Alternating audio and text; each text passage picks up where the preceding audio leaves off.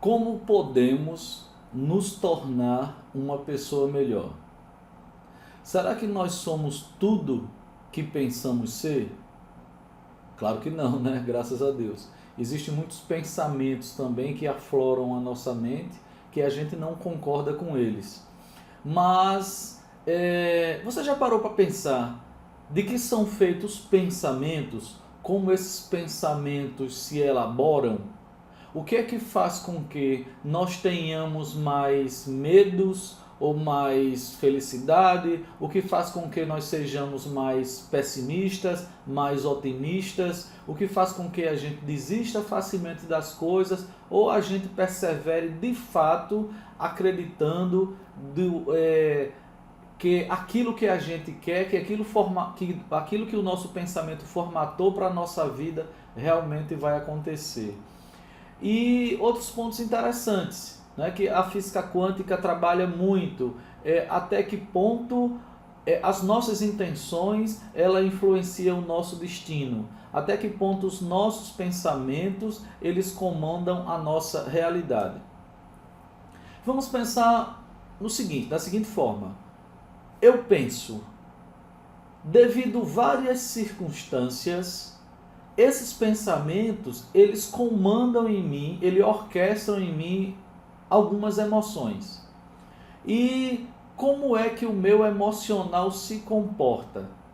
Porque o mais importante do que você sentir é você se perguntar: por que que eu estou sentindo isso? Independente se essa emoção ela está lhe causando algo positivo ou se ela está lhe causando algo desconfortável. Independente disso. E aí vamos analisar por que que nós pensamos, qual é a composição desse pensamento, o que é que contribui para que a gente pense de uma determinada forma, né? Onde é que estão os elementos que compõem o nosso pensamento. E aí a gente vai se reportar lá ao nosso momento da concepção, né? Nós trazemos muitas influências genéticas, como os nossos pais pensam, como eles se comportam, quais são os seus valores, que conhecimento foram passados para nós ao longo do tempo. Nós fomos gerados, tivemos uma interação orgânica, energética, sinergética com os nossos pais, com o ambiente e com tudo que nós entramos em contato. Mas é justamente na concepção e na educação aonde nós recebemos as principais influências. Sim, porque ali existe um elo da afetividade, existe um elo do amor, da confiança. E a criança naturalmente, ela espera dos seus pais todo o conhecimento que ela precisa para desabrochar. Segundo a ciência, a criança ela já nasce com todas as suas conexões feitas, isso é, ela nasce com uma mente com um potencial fantástico. Então nós fomos essas crianças, nós nascemos com um potencial fantástico. E devido às nossas experiências com os nossos pais, em nosso ambiente, muitas conexões foram fortalecidas, mas muitas conexões também se perderam.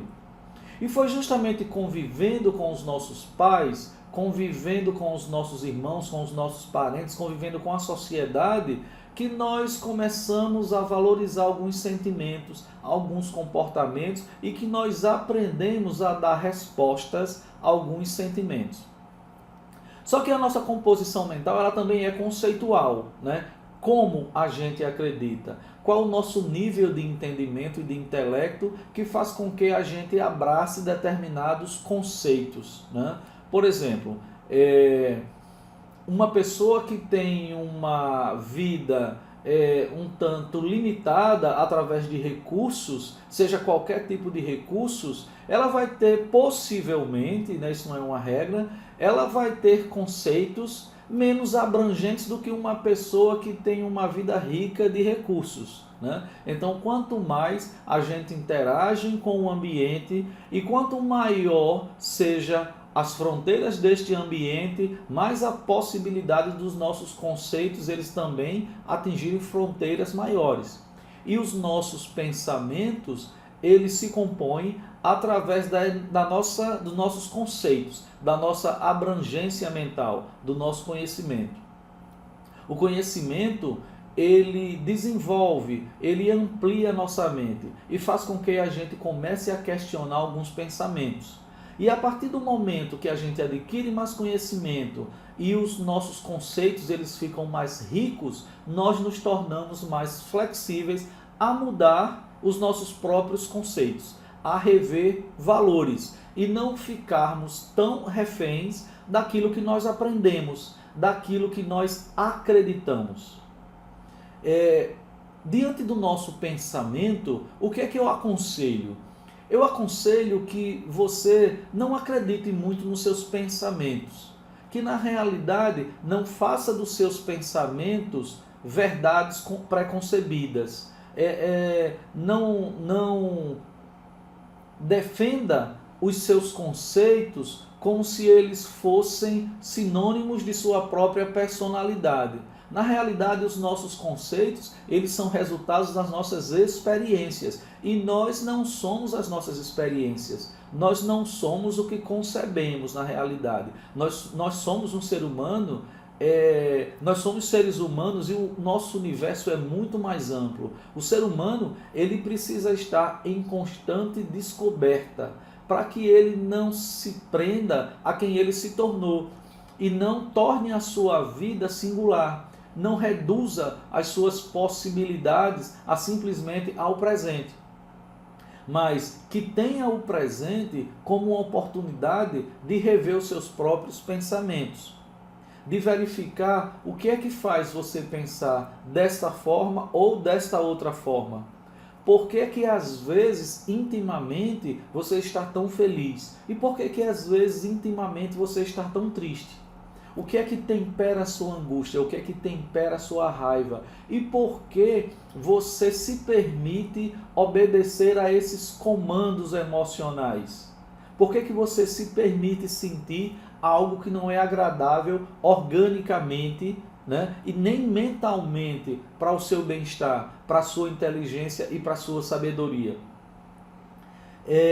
Se a sua mente ela está ao seu serviço, se você pode simplesmente deliberar pensamentos que vai lhe trazer mais felicidade, mais amor próprio, mais autoestima, mais autoconfiança, você precisa começar a se questionar internamente. Tudo que você pensa e que não lhe traz sentimentos positivos precisa ser repensado. Da seguinte forma: onde foi que esse pensamento começou? Quais são os elementos que nutriram esse tipo de pensamento? Por que que eu penso dessa forma? Por que que eu valorizo esse pensamento a tal ponto dele me desconfortar intimamente e tirar a minha paz interior, enfraquecer a minha conexão com Deus? Porque Deus, ele é sinônimo de amor próprio. Deus é sinônimo de autoestima. E a partir do momento que você não se ama, consequentemente, a sua autoestima ela vai estar baixa. E quando a gente tem uma baixa autoestima, o que acontece com o nosso pensar e com as nossas convicções? A gente começa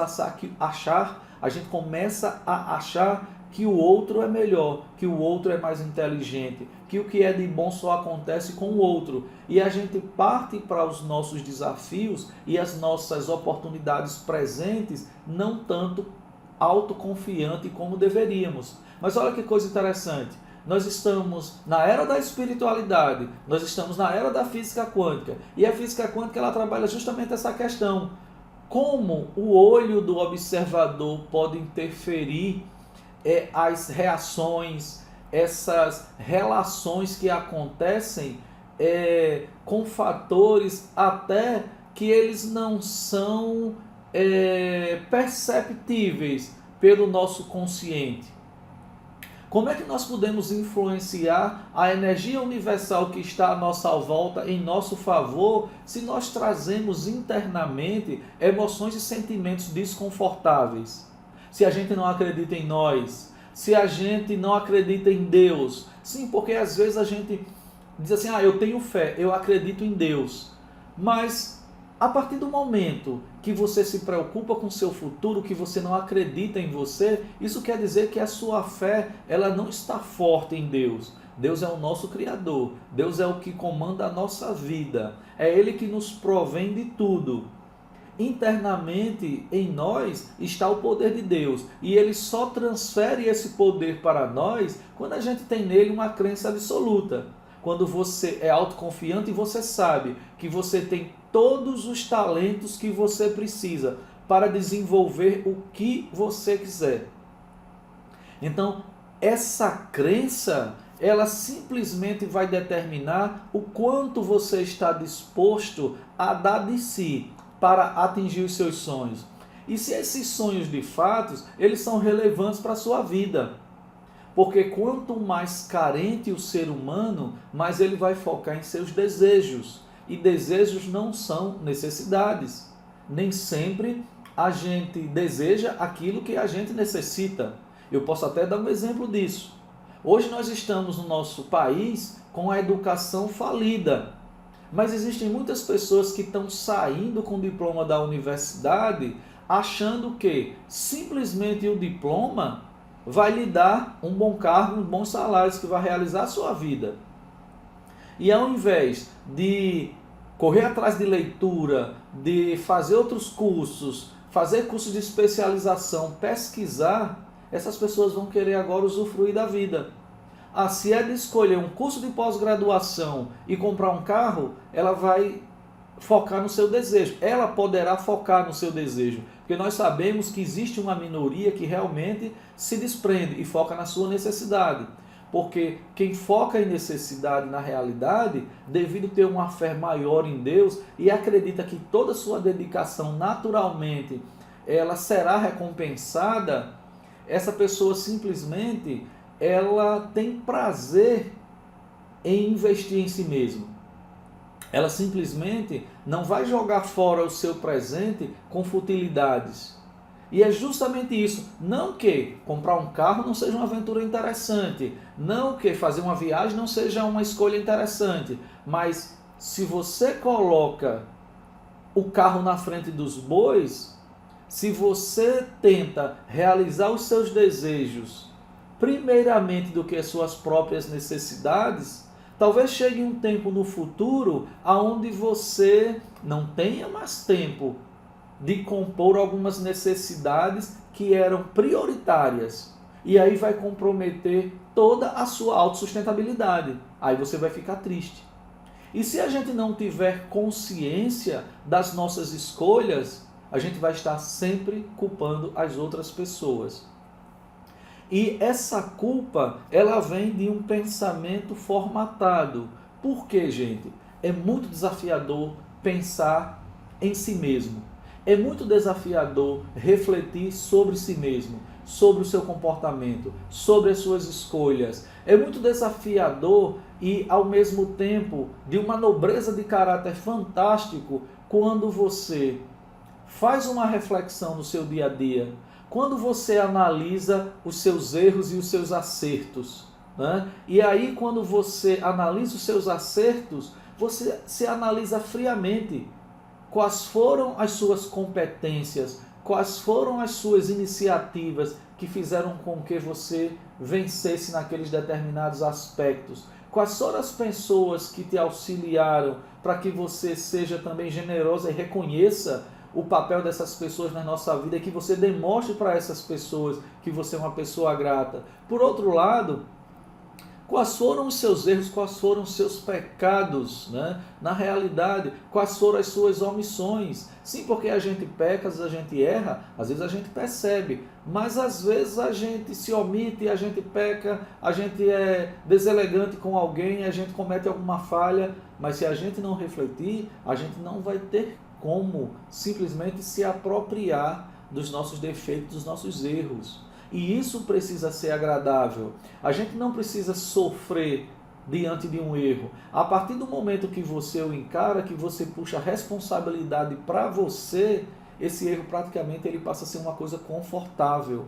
E as pessoas vão te olhar com maior admiração. As pessoas vão lhe respeitar. Porque quando você se apropria daquilo que você provoca, você se torna uma pessoa mais madura. E naturalmente a sabedoria e a fé de Deus, ela se fortalece em você dia a dia.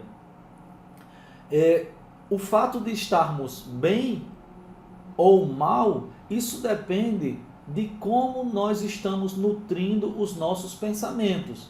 E esta nutrição, a partir do momento que você não reflete, que você não se conecta com seu eu interior, ela é totalmente aprendida.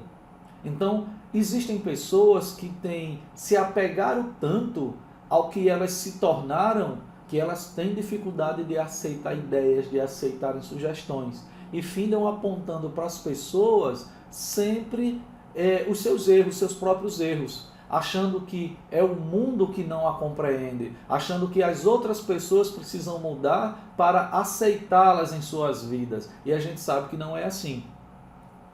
A felicidade, ela não está atrelada a conquistas materiais, a gente buscar o que está fora. A felicidade, ela está totalmente condicionada à nossa paz interior, ao nosso universo íntimo, à nossa riqueza de consciência. Quando você começa a entender que você não é o que você pensa, quando você começa a entender que você não precisa obedecer aos comandos do seu pensamento, se esses comandos não forem interessantes. Você não precisa concordar quando a sua mente diz para você que você não é capaz. Você não precisa acreditar quando a sua mente diz para você que determinada coisa não é para você e que você não vai conseguir.